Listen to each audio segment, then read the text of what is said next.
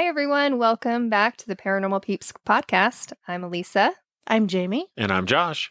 And tonight we are going to be talking about the Sandringham house. It is a mansion that sits on 20,000 acres.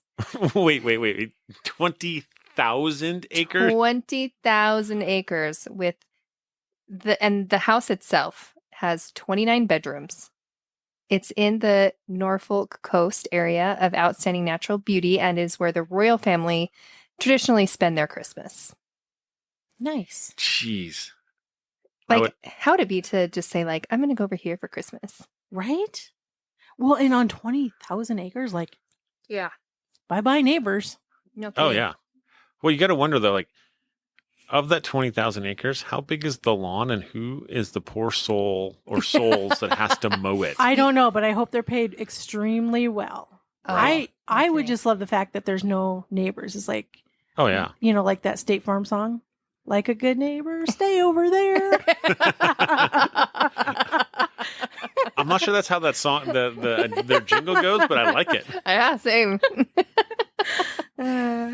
So all these events happen during Christmas time when the family comes and stays there, and it goes for 6 weeks, which is the same amount of time on where the queen stays there. So all of this happens from the beginning of the Christmas season and then continues on for 6 weeks. Wow. That'd be awesome. Right? 6 weeks. I want to go. Think we get an invite? Just do you think the king would invite us now? Highly doubtful. They won't even have to see us. Right? I mean, we will just be In the haunted wing. in places that nobody will even know that we're there. Because Places they don't that want to they go. won't go. Yeah, right? We'll go. We'll go. Yeah, we'll even eat with the servants. If I have to dress like the wallpaper to blend in so that our paths don't cross or so that you don't know I'm there, Heck, I'll dress as a maid. I'll do it. I'll dress as a servant. I don't care. Yeah. Put me in. Put me in, coach. I'm ready to investigate. That's right. So much of the house history is punctuated by ghostly sightings and strange events, one of which will certainly shock you. Members of the staff at the home reportedly became scared of one room in the vast house after a number of nerve-wracking experiences were had in there.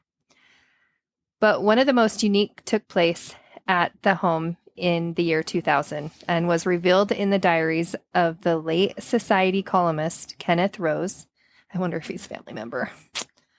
When they were published after his death, he claimed that a little service, quote, little service, was held in one of the downstairs bedrooms in the 18th century mansion after members of the staff reported that there was paranormal activity there and that they were having these experiences.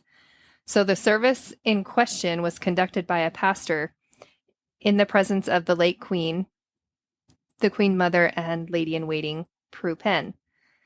The room in question was where the late queen's father, King George VI, lived before his death in 1952 and was said to be so haunted that the staff made it known that they didn't want to work in there.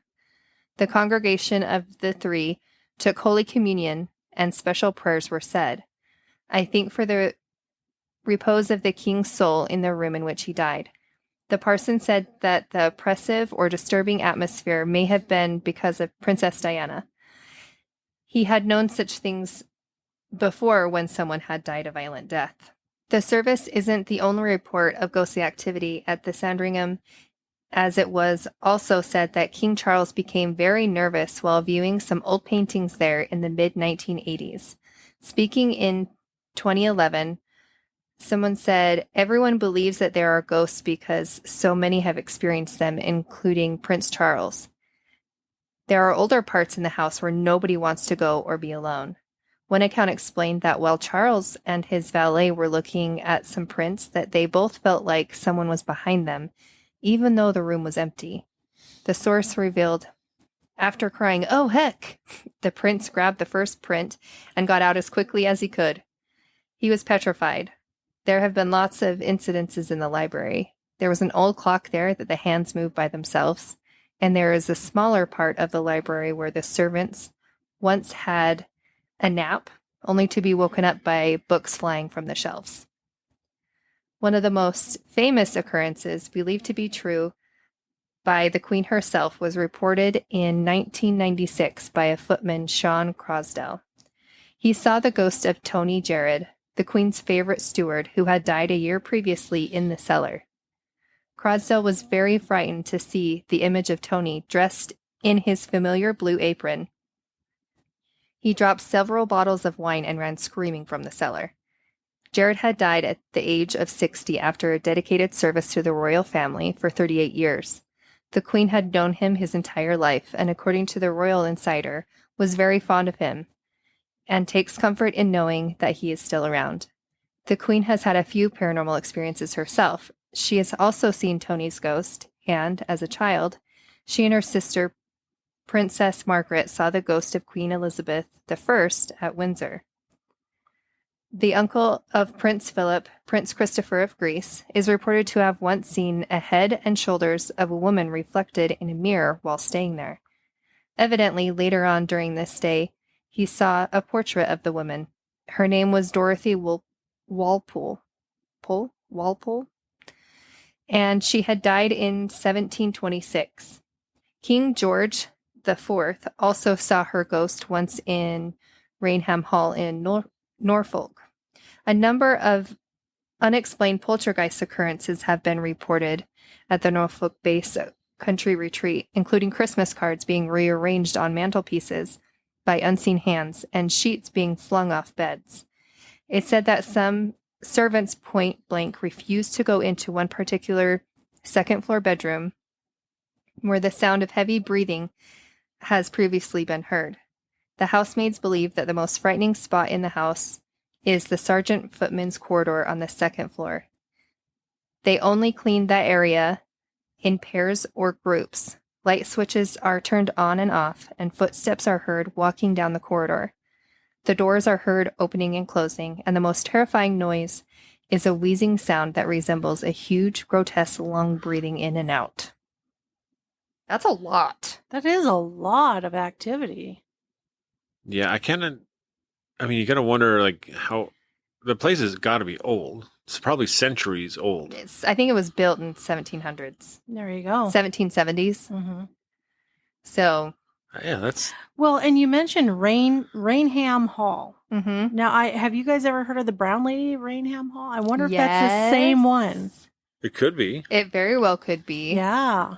Because she's the one that was, like, locked up in her room, right?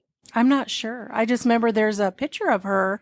Yeah, so her husband... descending a staircase. I'm pretty sure that her husband was...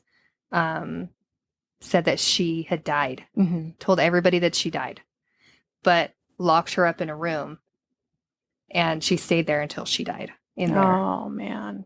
That's awful. That is horrible. Mm-hmm. I mean, I could be wrong, but I'm pretty sure that's what the story was. But... I think it's interesting that you got sections of that house that people will not go in and clean unless they're in pairs or groups. Well, that tells you right there. Like, yeah. They're legit scared. And when you go into places that give you the heebie-jeebies like that, you don't want to go alone. You really don't. Yeah. I wouldn't want to. No. Mm-mm. There's no way. No, I think the scariest part, though, is just like hearing just wheezing or like heavy breathing by you. Yeah. I've had that happen before, and it's terrifying. It's like right at the back of your neck, by your ear, and it's terrifying because there's no body There's no body to that breath. To that breath, yeah. But I personally would love to see books fly off a shelf. I want to see that. Anything fly off a shelf. I'd like to see that. Right? Totally. Or out of a drawer, like silverware flying across the room. Or totally. Or index cards in a card catalog. That would be cool. I mean, everyone else is like, what's a card catalog? I know. We're old. Well, that dates us. Yeah, right? We're old. Well, everybody, thank you for joining us for this short and partially terrifying ghost story. And as always, stay ghosty, my peeps.